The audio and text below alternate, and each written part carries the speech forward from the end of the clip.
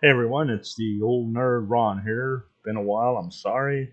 I thought we'd pick up where we left off with Uncanny X-Men number 187.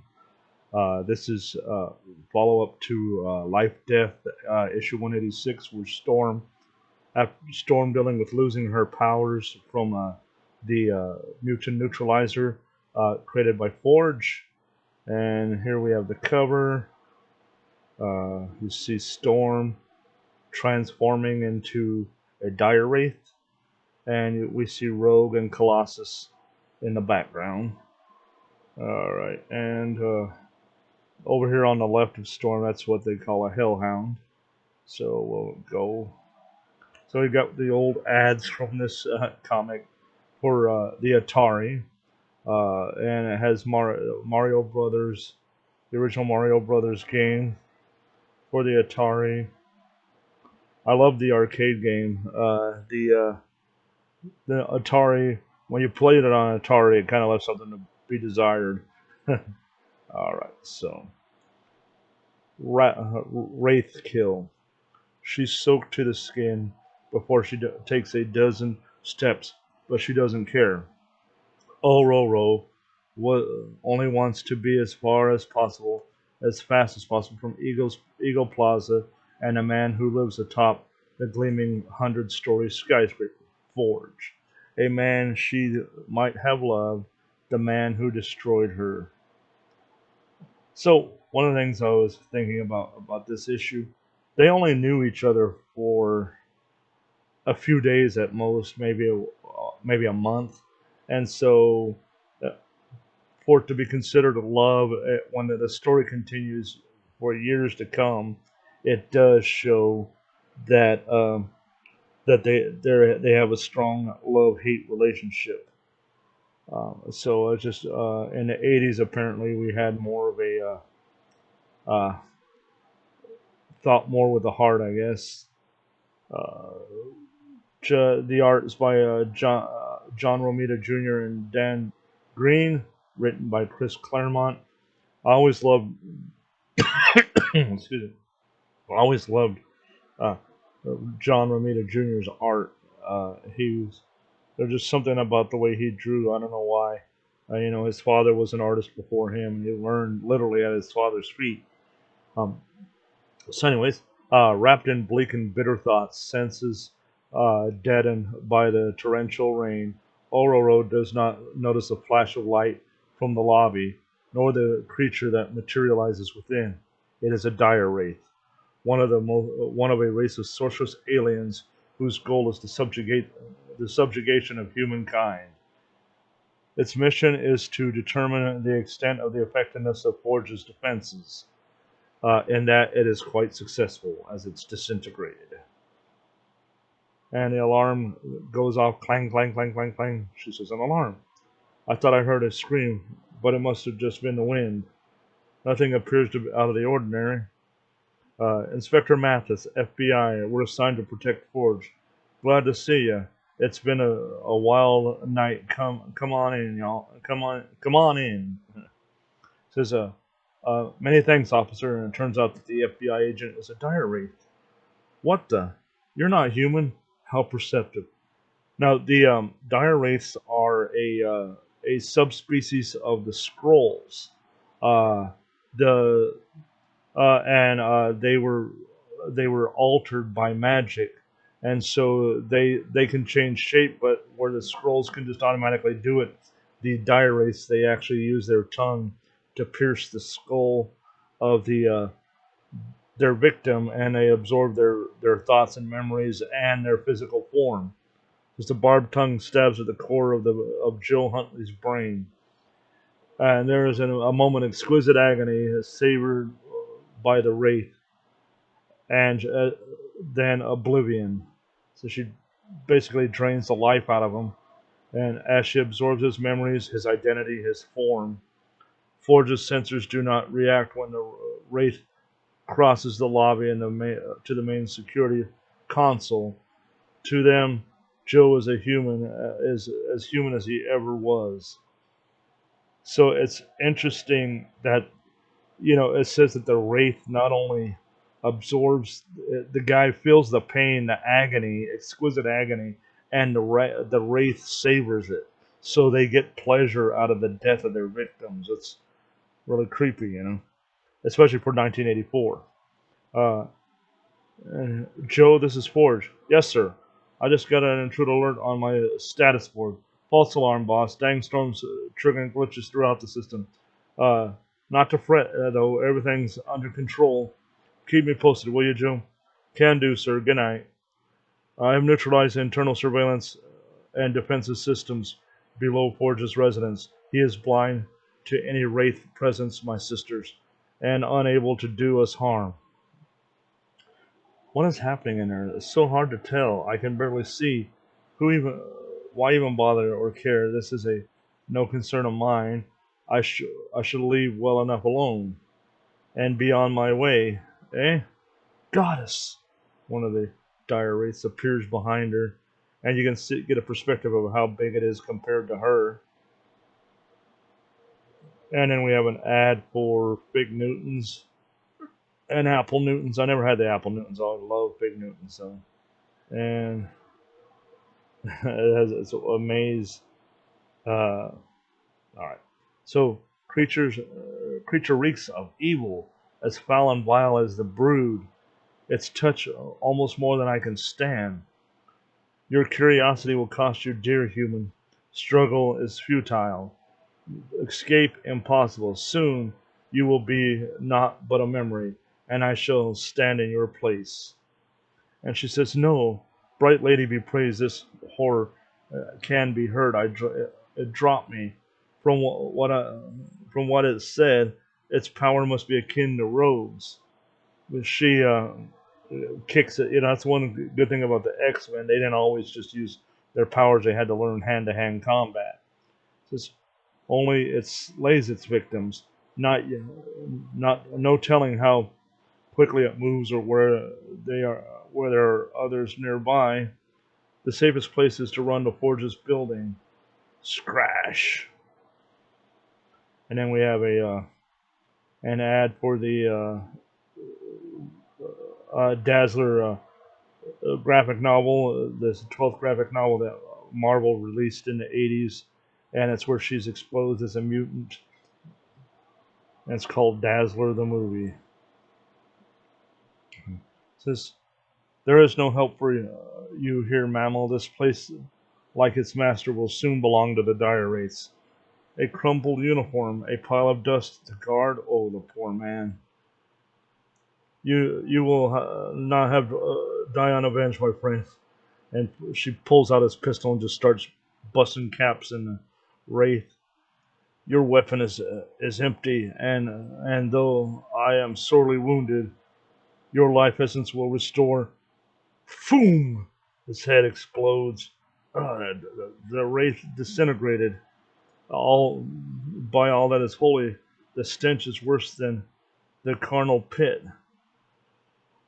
It was shot, but who? We see a shadowy form standing in front of a vehicle. Name's Nays. You okay, ma'am? I cannot fault your timing or your aim. Thank you. Glad to be of help. What was that critter, anyways? A Dire Wraith. And you're Ororo. The guard's body means that the other people I saw must be wraiths as well. They must be after Forge. That explains my dreams. Question marks. I'm a shaman. Last night I saw the eagle fighting for his life atop the area, uh, struck down by those who seemed to be trusted friends and yet were not. The wraiths are shape stealers. Ah, okay. Aurora Forge is the last best hope of my people and perhaps yours. He must be saved. Forge? Aurora, what? Good Lord! And the wraiths materialize inside his sanctum. Uh, while one cadre pours from the elevators, filling the air with their dread enchantments, another strikes from the sky in the guise of flame-breathing death wings. They look like dark pteranodons. And then we have the New York Comic Con, August 25th and 26th, 1984, the New York Creation Comic Book Convention at the Omni Park Central Hotel, 7th Avenue and 56th Street in Manhattan. Meet famous Marvel comic artists, writers, and editors. I'll learn what it takes to make it in the comic business, buy, sell, and trade tons of old and new Marvels. There's films, auctions, art and costume contests, free gifts, and much, much more. It's all at 11 a.m. to 7 p.m. each day, and tickets are on sale now at the Ticketron locations for $9 daily. Wow.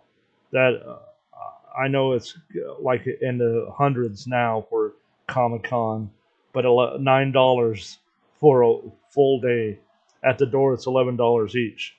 But still, I mean, don't miss the fun. The comic convention is also coming to Boston on July 14th and 15th at the Boston Plaza Hotel, 50 Park Plaza, Philadelphia on September 15th and 16th, and the Center Hotel, 1725 Kennedy Boulevard, and Chicago on September 29th and 30th at the Continental Hotel, 505 North Michigan Avenue. For more information, send a 20-cent stamp to Creation Box 7155, Garden City, New York, 11530. The days before the internet, you had to send it in the mail. I remember those days. I tell you. Or call 516-747-2039.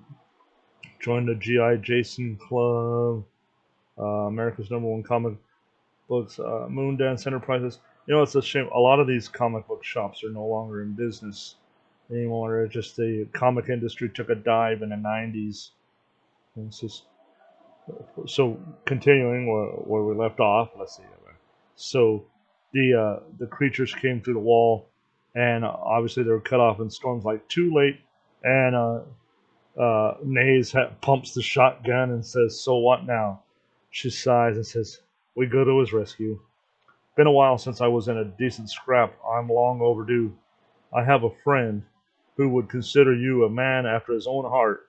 I wish he was here. We'll do fine, especially the way you shoot. Yeah, my friend taught me. Wolverine, I have powers to protect me." And so we have a little flashback dream sequence here. This Wolverine, I have my powers to protect me, and I have sworn never again to take another's life. Why should I learn to use this? 'Cause you never know when the knowledge will come in handy, darling. A gun's the last thing anyone would expect from you. Someday that might give you the edge you need to survive.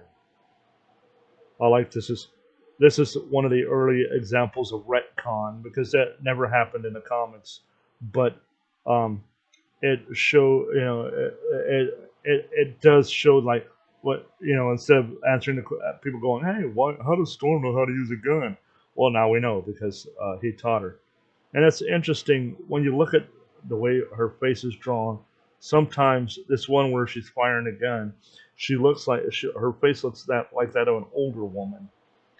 I don't know why that is. I like Wolverine in the black jumpsuit. Oh, disco Logan there. Uh, and she says, "You know Forge?" "Yes." She says, "You know Forge?" "Yes." "You do not like it?" Or he asks her, "No. Yet you are here risking your life." "I have my reasons. His fate is mine alone to decide. Until I have my vengeance, I will allow none to do him harm." That's pretty cold-blooded. And we have more ads for comic book karate self-defense in New Jersey. Camouflage clothing. Camel was really big in the 80s with the Rambo movies, Marvel and DC Comics lowest prices. I think I read that before. Comic grab bags. 100 different Marvel, $26, 100 different DC, $25.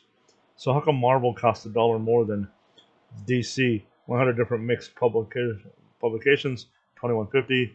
Very good to mint, including postage. Wholesale catalog, $1. 100-page retail catalog, $3. Passaic Book Center, Passaic, New Jersey. Build Huge Muscles.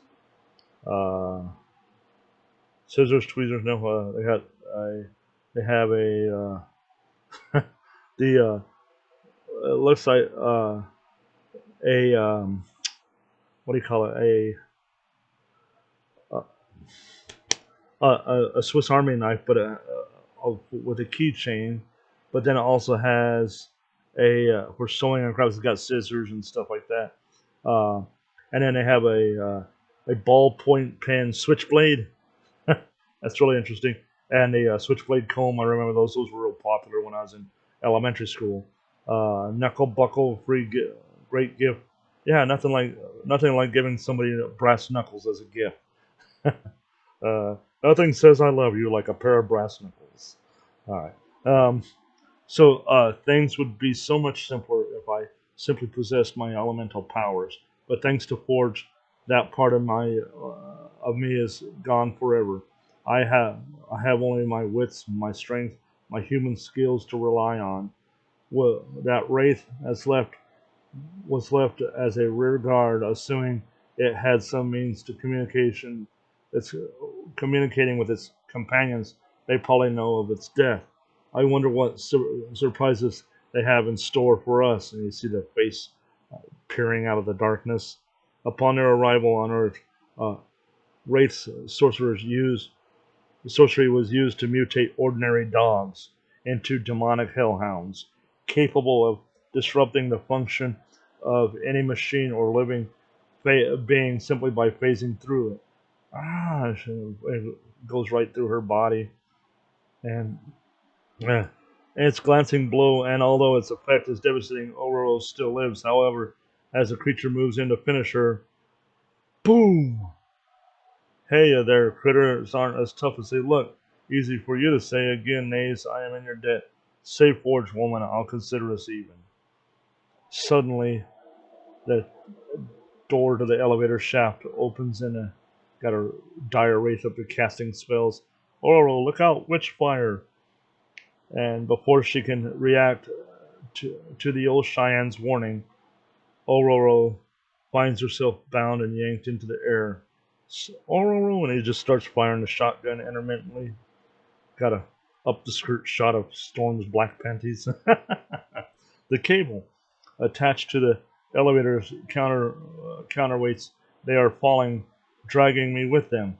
Only seconds to act before I'm crushed against the top of the shaft. Right arm is useless. Must take the strain off the line. My gun. I managed to snag hold if I can untangle my legs, picking up speed. How close to the roof am I? Forget about that. I either have sufficient time or I do not. Free, I cannot help laughing. I feel so alive. This is the same mad, wondrous joy my friend Yukio feels to risk all against seemingly impossible odds and win. Time to let go. Momentum will carry me a bit further on then before I begin to fall. I can catch a girder and pull myself to safety. What a ride! I should have disposed of these shoes in the lobby. The heels are sure to break my ankles. I spend most of my life barefoot. It still seems natural for me and quite comfortable. No sign of the wraith or nays. I cannot wait, nor can I help him. Forge needs me more. Be careful, old one. You may the gods walk with you. Trail's clear. I didn't hear a body fall. Ororo must have cut herself loose. Good for her. She's a warrior born, a match, I'd wager, for the eagle himself. Well, what did that fool do to make her his enemy? Been among the whites too long, that's his problem. He's lost all sense of courtesy, all sense of period. Looks like, to be 20 years younger, I'd not let a prize like Ororo slip through my fingers. I'd give my foster son a run for her heart. He'd never forget. Only emergency lights. Someone must have sabotaged the building generators. Things will probably be worse on the stairs. The darkness may hide the wraiths from my eyes, but not my mind. I can sense their presence with my own magics. One of them's inside. Foom, foom. I like to use his magic and a shotgun. Got it.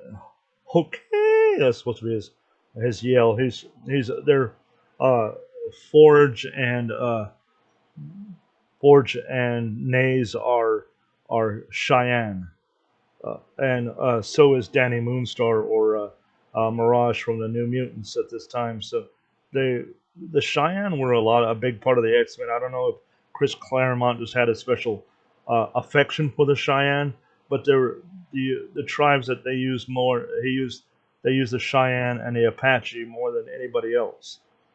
Uh, be proud of my ancestors. Our numbers may be few, but our hearts are strong.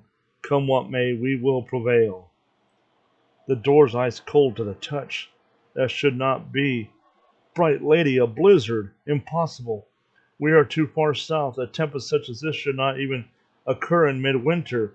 Fool, I let my guard drop. And she gets bound by magic and says, the Wraiths have found me. Come too far, fought too hard to yield or lose. I, the cursed snap, cold, it saps my strength. I cannot maintain my spells. Hell hound, the human is yours. Slay her. Need weapon, but visibility almost nil. Wind cutting my skin, blowing against me. Cannot hear anything from behind. Construction equipment. If I can grab this length of pipe. Now, anybody knows, anybody that's ever lived in a cold climate knows grabbing metal with your bare hands in a snowstorm, not the best idea. Because the metal will stick the perspiration on your hands. Huh? That deals with that race pet. My hands, they froze to the metal. Like I said, so Chris Claremont knew what he was doing. Of course, X Men were based. The Marvel Comics is based out of New York, so they would know about cold metal. Light summer, frock, no protection, must get shelter, and the Hellhound phases through her again. In that instant, Ororo, an animal herself, bereft of all thought or desire save flight from the awful senses shattering agony of the Hellhound's touch, she stumbles into space, automatically spreading her arms wide to catch the wind, a part of her shrieking in vain that her powers are gone and she cannot fly, only to be scooped up by the freak gust that cast her back onto the roof.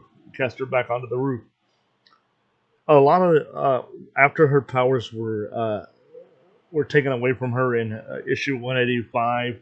Uh, After that, there was a lot of hints that maybe her powers were just um, weren't necessarily taken away, but they were blocked. But except for in extreme circumstances like this, and this is what I'm thinking that Chris Claremont was getting at. It wasn't really a freak wind. What happened is subconsciously her powers kicked in to protect her, even though she has no conscious access to the powers. The powers do.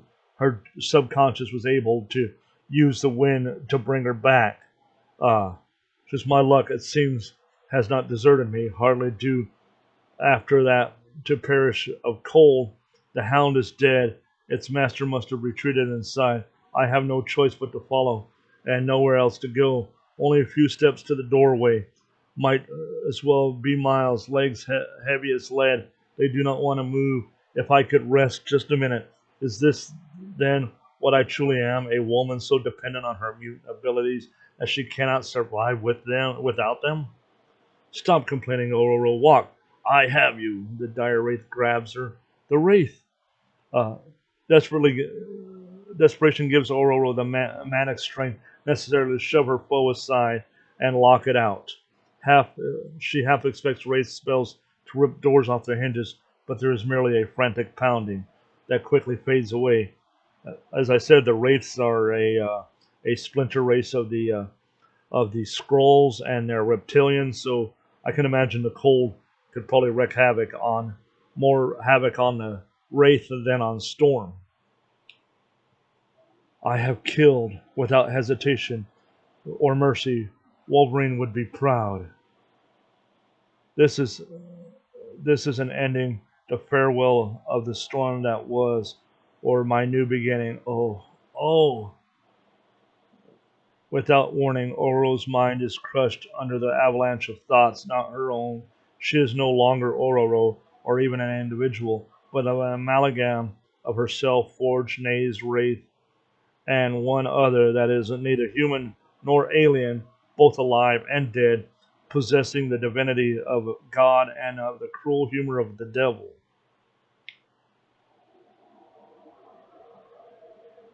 This is interesting. So yeah, I like the way that he does that.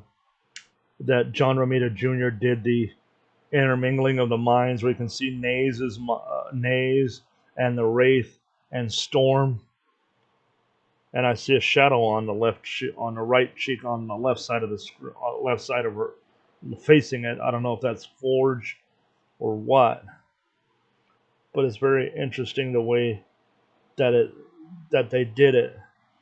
Um, she feels a delicious terror as the mysterious others throws open the gates of chaos within her, then cries out as she realizes that her soul is gone. Yet surprisingly, she doesn't really miss it, for another has taken its place. She reels under the merciless psychic onslaught, dimly aware that, awful as this trauma is for her, it's initially worse for Forge. Sensing their prey's sudden vulnerability, the Wraiths press their attack, only to discover that while the Maker is helpless, the creation stands more than ready to defend him. So the automatic security system of the Eagle's Nest kicks in, and it starts disintegrating the Wraiths. Uh, their spells ineffectual against Forge's technology. Some Wraiths transform to their Deathwing personas and spray the penthouse with blasts of acid flame. Give your love a diamond. I don't know. It's interesting that you would see a military diamond, that a jewelry ad in a comic book in 1984, because back then mostly it was teenagers and kids that read the comics. But I when I went into the army in 1986, I took a lot of comic books with me, and a lot of the guys in my platoon, we read comics. So maybe they knew that their audience was expanding, because it's interesting, in earlier years you wouldn't have seen jewelry ads in a comic book like this. Holding your own, I see. Freeze. Not to move, or I'll burn you where you stand. No reaction from my scanalyzer. You're human. Can I say the same about you? I suppose I must, since the battle still rages. Where are the lights? First thing the Wraiths did was zap the generators. Emergency systems are holding their own, but I've had to divert all main power to maintain internal defenses. I'm glad to see you. What just happened, Forge? Some entity bound us in rapport, uh, tried to drive us insane. I think simply for the fun of it. Your guess is as good as mine. I doubt that. How naturally you lie. I should be used to that by now. Think what you like, Oro. Your privilege. But if you're not here to help, find a place to hide. I promised Naze I would save you. Don't do me any favors, lady. My word, Forge, is my bond. So much as I might wish otherwise. And she turns around and blasts take cover and fires the laser.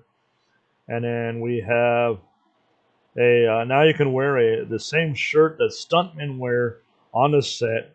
This is the official logo of the Stuntmen's Association of Motion Pictures t-shirt and baseball style. 50-50 cotton polyester blend. Boy, I don't know how many times I wanted a shirt just like the Stuntmen.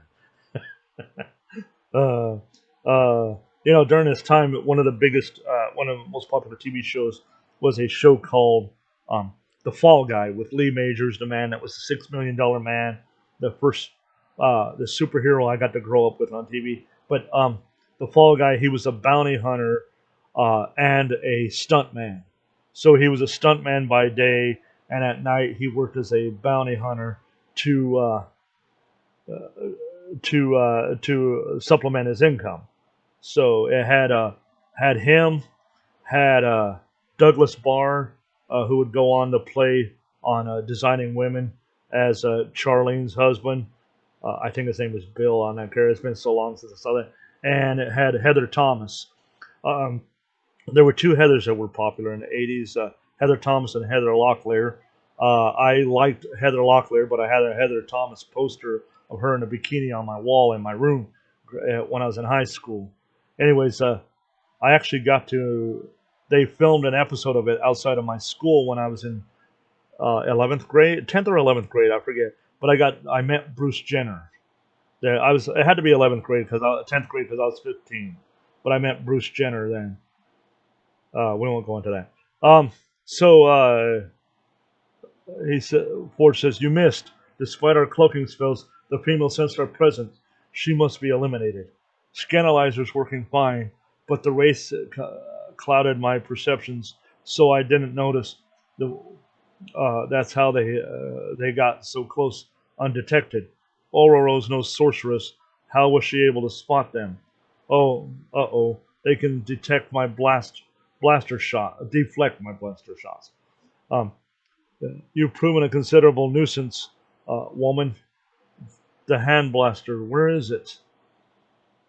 The punishment should prove fittingly ironic. The wraith turning me into me and me into them, one of them. It's an illusion. But how do I convince Forge? Forge, the wraith tried to get me, destroy her before she cast a spell on my pleasure. And he shoots the one that looks like Storm. You knew the truth? It meant calling on a part of myself I denied for 10 years, abilities I swore never to use again. But I figured uh, you were worth it. There's a little bit of foreshadowing here of how we get to find out about Forge's past pretty soon in the next issue. Nays, we feared the worst. O ye of little faith. I taught you everything you know, boy, but not everything I know. We were caught in a soul link. If nothing happened to Nays, then what triggered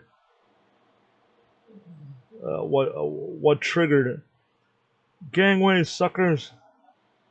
What triggered? Oh, a contact close by the building. It's been hit by something big. And then Rogue and Colossus come crashing through the ceiling. Gangway suckers, X-Men coming through. Colossus, Rogue. And then we have an ad for the Spider-Man's uh, Captain America flying shield and the Spidey flying web. I don't remember any of those. Set of two for only $4.49 couldn't have been all that great.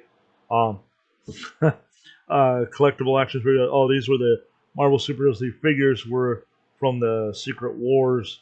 They had shields that had that you could take apart, and they had holograms in them. Well, what we call them holograms. They weren't really holograms, but they're the pictures. You turn them and they moved. They looked like they were moving. They could only have like two forms, so it wasn't that. But it was high technology for 1984. And we have some T-shirts and uh, some pennants and pins. I used I used to collect a lot of that stuff back in the 80s. Then we have some Marvel Supermarts. Uh, I think I've been to Another World. There in LA. Uh, I think it was, but that was a long time ago. Yeah, I went to so many comic book shops back then, and I found them in in these books that I went to, and that's how I found them. Right. Nice entrance. Couldn't you have used the doors?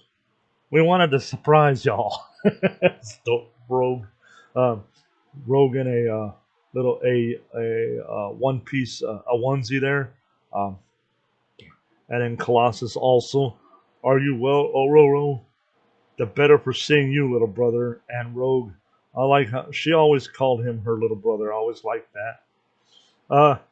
We came as fast as we could. Sorry it took so long. How did you know where to find me or that I was in danger? Me and Val Cooper, Forge's boss, and had a little talk, which means Rogue touched her and got her memories. Uh, I don't work for her, kid. I've got nothing to do with her outfit.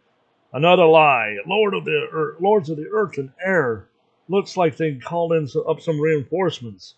Oh, yeah, I think that's as an understatement. So you got three X-Men, only two with superpowers to fight all of these wraiths, and then uh, and how many of these yuckos are there? For each one we defeat, a score takes its place. My spirit sight shows me the truth. Most of that is illusion. By tricking the X-Men and fighting things that aren't there, the real aliens will be able to catch them unaware. It's been a long time since I used my own mystical abilities. They're too undependable. I don't dare risk it. I'll have to find some other way to combat their spells. And then we have the bullpen bulletin, which is something that that Jim Shooter, I was going to say Stan Lee, but would put out every month in the Marvel Comics. Uh, Jim Shooter was the editor in chief of Marvel during the 80s. He grew up on comics. He actually started writing comics as a kid and selling his ideas to Marvel and DC. So talk about coming up in the world. Meanwhile, this is the eagle's nest, a Forge's sanctum sanctorum, the seat and nexus of his might, most impressive. His power is almost beyond comprehension. He is a fool to deny it. Your metalloid form will not save you, Terran. Nothing that lives can withstand our power. It's touched like acid burning into my brain. Struggling too much, no chance for a clear shot. Hit it, Peter, hard as you can, or we are lost. Immediately, the young Russian lashes out with force of a pile driver. Look, and the wraith bites its own tongue off. Ouch. Ororo's blaster does the rest. A gun? Storm? Why do you not simply generate a lightning bolt? You cannot utilize powers, Colossus, that no longer exist. And Rogue says, no, no, no. I was hoping, praying that that wouldn't be so. It was my fault. Roro sacrificed herself to save me. Huh. This room's filling with golden light like a sunrise.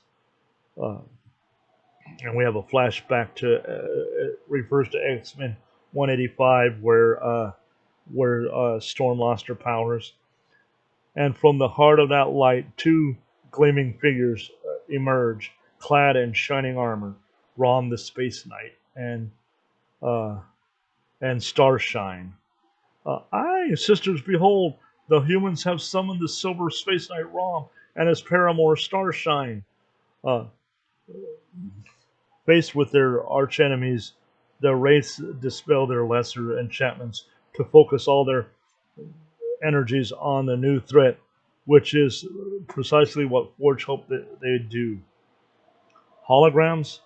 Wraiths have their illusions, I have mine. I think these two wraiths were the last. Then we win. Perhaps, has anyone seen Naze? Unnoticed, the fabric of reality tears wide, and the battle is suddenly, unexpectedly rejoined.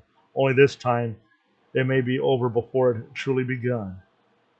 And the shadows come out and grab Forge, Colossus, Storm, and Rogue and says, next, Legacy of the Lost. Dun dun dun. I like this is this time when this came out. I was in high school, and it pained me when because we didn't have the internet, and stuff like this. So when this came out, we could only speculate what was going to happen, and that was we'd would read it, and we'd have to wait 30 days for the next issue, and we're like, no, what's going to happen? We were so preoccupied with it. And so I remember in 10th grade when I would have these comics and I'd read them and then I'd pass them along to my friends and then we'd talk about them and we're like, oh, what's going to happen next month, man? I just can't wait. And so when those new issues would come out, they're like, hey, Ron, did you buy that new issue of the X-Men? Did we find out what's going on? But it was really neat. I would not trade those memories for anything. So we have the Marvel Subscribers Club, and they have Alpha Flight. And you have Aurora on in Sasquatch's right hand, and then in the left hand is Marina, or on your left is Aurora, and on your right is Marina. And then, like I said, Sasquatch, and then the guy between under coming from under his arm is Puck. They were members of Alpha Flight. A good comic when it first began. I really liked it. I might do some readings of that. I hope you all enjoyed this issue. I'd like to have comments and stuff. I really appreciate you guys, and I'm sorry it's been so long since I did another video. I'm actually going to do the next video after this. Immediately after this, I'm going to take a break, give me a drink, take the dog for a walk, and I'm going to do another video. Uh, this is an ad for the Dungeons and Dragons Choose Your Own Adventure books. There was a set of books called the Choose Your Own Adventures, and they were really cool for the time because you didn't just read straight through the story. You know, you come to a decision and you have to choose. Well, this is the same with Dungeons and Dragons. You didn't have to have friends to play with. You just read the book, and every time you read it, it could be different. I really liked those, and I miss these books. One path leads to night creatures who live to destroy. Another leads to the castle holding untold riches. But one path leads to the wizard king, who can grant you limitless powers. Which path to follow? The decision is yours, but only moments to choose. And an ad for the Star Wars arcade game from Parker Brothers for the Atari 2600 or 5200, Atari home computers, ColecoVision, and the Commodore 64. It would have been better on, I can tell you, on the ColecoVision back then. Well, I hope you all enjoyed this episode. Please like, share, and subscribe. This has been Ron for Kinda Nerdy.